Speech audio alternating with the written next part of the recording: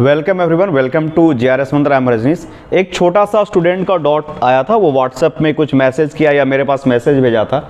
उसको net area और gross area में थोड़ा प्रॉब्लम हो रहा था, तो ये एक डॉट है, इसको अच्छे से समझना।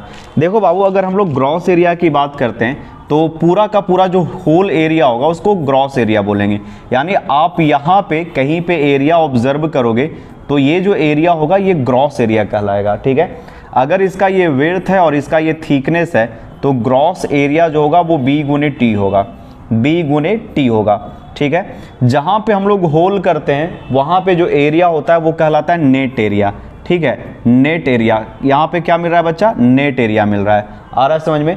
देखो, जो जहाँ पे ग्रॉस एरिया होता है यहाँ पे यील्डिंग मानकर हम लोग चलते हैं, फेल होता है। नेट एरिया क्या होता है? रप्चर हो जाता है। यहाँ पे मटेरियल घट गया तो यहाँ पे मटेरियल रोकने वाला बस इतना है, this material is going to a stop. यही जो है वो मजबूती प्रदान करेगा। बीच में तो होल कर दिए, वो मटेरियल गायब हो गया है, रह गया है। नेट एरिया क्या होता है, ये स्टूडेंट को थोड़ा समझने में प्रॉब्लम हो रहा था।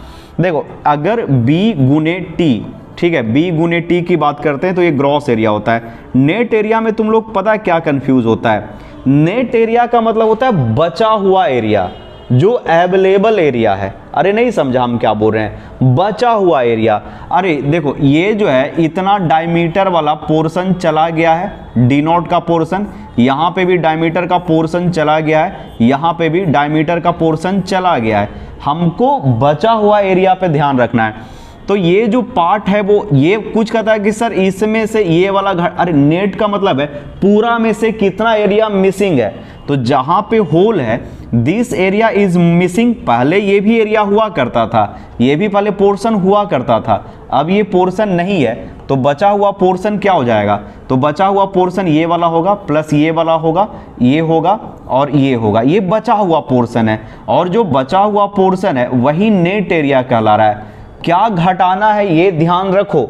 अच्छा, जब घटाएंगे तो ये कर्व पार्ट घटाएंगे कि पूरा एरिया में से ये पार्ट मिसिंग है, तो यहाँ वाला मिसिंग है ना, ऊपर वाला तो है ही। कर्व पे ध्यान ही नहीं देना। नेट का मतलब बचा हुआ भाग। तो B में से कितना चला गया? -3D नॉट जो लेंथ है वो चला गया। ये लेंथ अब नहीं है, यहाँ से ये वाला एरिया मिसिंग है, समझ रहा? ये मिसिंग एरिया को आपको घटा देना है, तो B-3D नॉट गुने टी कर देना है। ये आपको बचा हुआ एरिया बताएगा जो लोड को रोकने के लिए कैपेबल है।